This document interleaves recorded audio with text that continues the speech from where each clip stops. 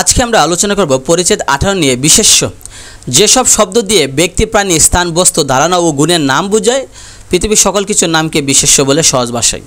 বিশেষ্যকে 6 ভাগে ভাগ করছে: নাম বিশেষ্য, জাতি বিশেষ্য, বস্তু বিশেষ্য, সমষ্টি বিশেষ্য, গুণ এবং ক্রিয়া বিশেষ্য। এবার আসি নাম বিশেষ্য, ইংরেজিতে বলে প্রপার নাউন, সেটাকে বলা হয় নাম বিশেষ্য বলা হয়। যদি ব্যক্তি, স্থান, দেশ, কাল, সৃষ্টি প্রভৃতি সুনির্দিষ্ট নামকে বোঝায়, যেটা প্রপার নাউন বলা হয়, যেমন ব্যক্তির নাম, স্থানের নাম, কালের নাম, সৃষ্টির নাম। একইভাবে 2 নম্বর হচ্ছে জাতি বিশেষ্য, সেটা হচ্ছে আপনার যদি কমন নাউন, যেটা ইংরেজিতে বলা হয় কমন নাউন, সেটা হলো জাতি বিশেষ্য। কোনো কিছু সাধারণ নাম, যেমন গরু সাধারণ নাম, আমাদের সাধারণ নাম মানুষ, ছাগলের সাধারণ নাম ছাগল, ফুল, ফল, এগুলো হচ্ছে পৃথিবীর সাধারণ প্রত্যেকটা জিনিসের সাধারণ নাম। এবার 3 নম্বরে আছে বস্তু বিশেষ্য। আমরা জানি ইংরেজিতে সেটাকে বলে ম্যাটেরিয়াল নাউন।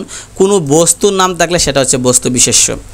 সমষ্টি বিশেষ্য 4 নম্বর আছে, সেটা হচ্ছে ইংরেজিতে বলা হয় কালেকটিভ নাউন। আমরা জানি সমষ্টি বুঝালে, যেমন জনতা, সেটা অনেক মানুষের সমষ্টি, পরিবার অনেক মানুষের সমষ্টি, জাগ, বাহিনী, মিছিল, সেটা সমষ্টি বোঝায়। এখানে মিছিল কিন্তু একজন মানুষকে নিয়ে মিছিল হয় না, অনেক মানুষ নিয়ে মিছিল হয়, তাই তাদের সমষ্টি, মানুষের সমষ্টিকে বোঝাচ্ছে। জনতাও একজন নিয়ে জনতা হয় না, অনেক মানুষ মিলেই জনতা বা জনগণ হয়। গুণ বিশেষ্য মানে কোনো কিছু গুণকে বলে, যেমন সরলতা, দয়া, আনন্দ, গুরুত্ব, দীনতা, ধৈর্য। ক্রিয়া বিশেষ্য মানে কাজের নামকে বোঝায়, কাজের নাম। পঠন, ভোজন, শয়ন, করানো, পাঠানো, নেওয়া, এগুলো হচ্ছে কাজ করাকে বোঝাচ্ছে না, কাজের নামকে বোঝাচ্ছে।